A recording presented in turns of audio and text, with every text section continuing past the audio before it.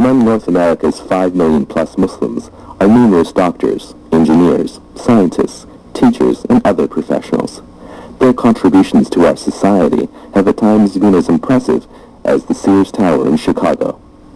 As leading people in their fields, these Muslims are continuing Islam's civilizational legacy.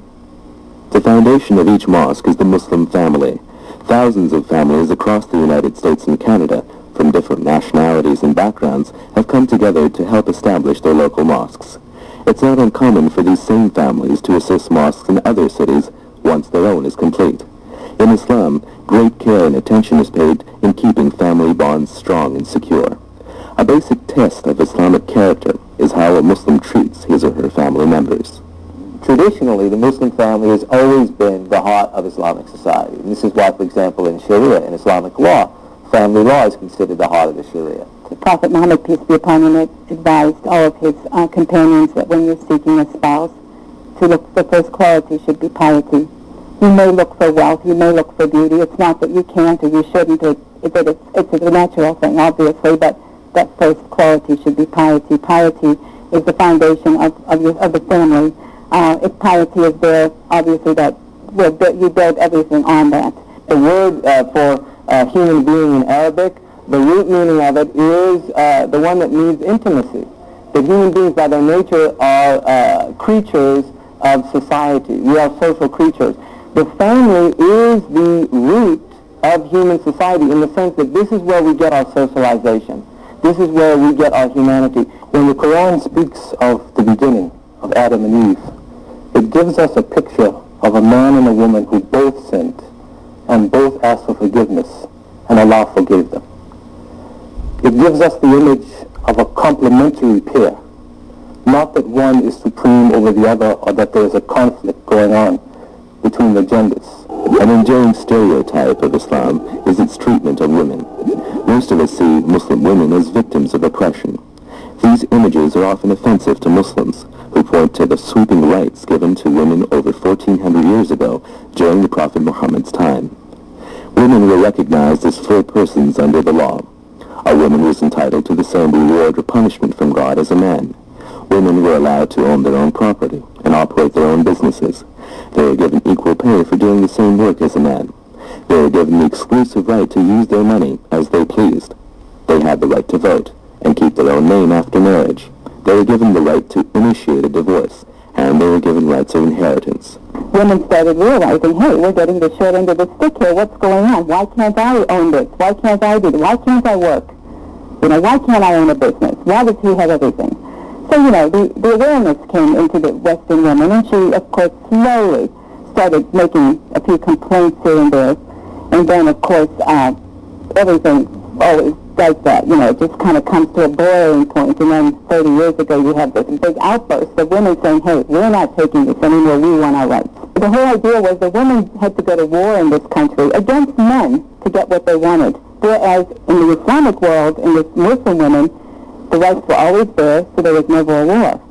One of the things that gets lost, say, in how the West loves to describe Muslim women as oppressed and downtrodden, is that I don't think that there's genuinely any concern for whether women are oppressed. You have Islam, and then you have what some Muslims do. And usually that comes out of ignorance, or out of traditional customs and values that predate the fact that at a certain point they became Muslims. It has nothing to do with Islam. However, when you have a context where you have ignorance and stereotyping already of a religion and a culture, and you see that religion through the prism of headline events that are explosive, then all things are believable. I had a woman ask me, say that to me, go back to where you came from. I said, where am I going to go? I came from here. I'm an American. And she just looked at me and she walked away. I'm really happy to wear a hijab, and I enjoy it very much. I've had women ask me questions about it, curiously, and I, of course, tried to clear all the misconceptions about it and tell them the advantages of wearing this, that I'm safe anywhere. I can walk anywhere in the city of Chicago. As long as I'm wearing this hijab, no one bothers me. I consider it my coat of armor, actually.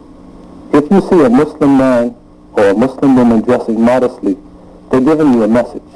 They're saying, Don't deal with my body, deal with my mind. One of the most fascinating things about Islam is its sense of a global community, or brotherhood. More than 45 countries in the world have majority Muslim populations. In countries like India and China, Muslims are in a minority, but still number over 100 million. And the number of Muslims is growing at a faster rate than any other community. Well, Islam distinguishes itself from the great religions of the world. Most of the religions are named after the place or the founder or the people. But Islam is a qualitative term, in that it shows that there are people who have certain qualities. It gives you a feeling of the relationship of humanity to the Creator. So Islam actually refers to submission to the Creator, and it is not restricted to any nation, any race, or any people. It is the universal way. The Prophet Muhammad said, those of you who do not show mercy are not shown mercy. So the Islamic society is one that is expected as an essential element in its humanity to show mercy to others. He allowed people to literally, quite literally, be themselves, but again within guidelines and parameters. So he had this vast array of people around him. He had Arabs, he had non-Arabs, he had blacks, he had light-skinned people, and he had blind men. The major duties of Islam, the belief in one God, the prayer, the fasting, the giving of charity, going to pilgrimage once in a lifetime, all have a similar stream that they are running along it.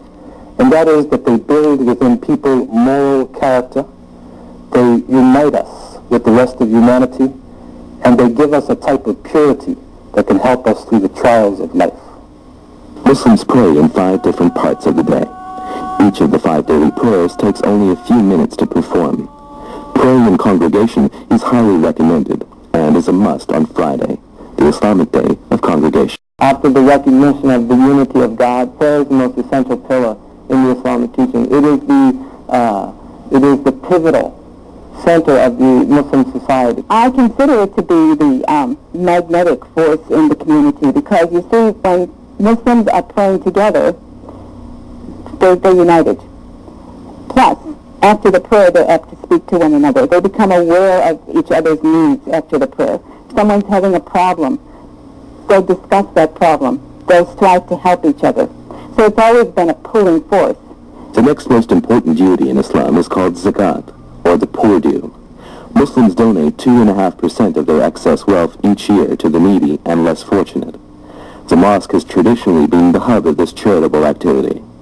The purpose behind zakat is to purify one's wealth, which Muslims believe comes from God. It provides Muslims with a rationale for social concern, not only a rationale for social concern, but a rationale for why this isn't just something that is sort of voluntary charitable, but rather that it is expected. It's an obligation that one has to pay to God. It's not something that one should just feel, well, I'm choosing to be a good person. It's rather the sense that I belong to this kind of holistic, integrated community, and I have an obligation before God to respond to others within that community. Well, that's exactly what zakat is. It is saying everybody do their little share, and look at how incredible and synergistic the power of that little share that you are doing when it is compiled with all of these millions of human beings. The World Bank states if 2.5% of the world's grain was put in a repository and then redistributed amongst the poor, there would be no starving people in the world.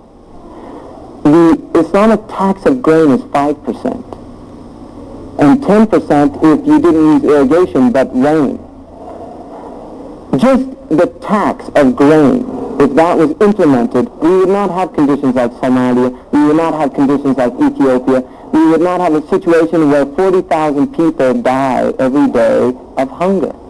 The third most important duty for a Muslim is to fast from dawn to dusk during the month of Ramadan, the 9th month of the Islamic calendar. Again, what they do is reinforce the sense of community, the sense of community experience, because the fast of Ramadan takes place at the same time for all Muslims. And therefore, it's something that worldwide Muslims do.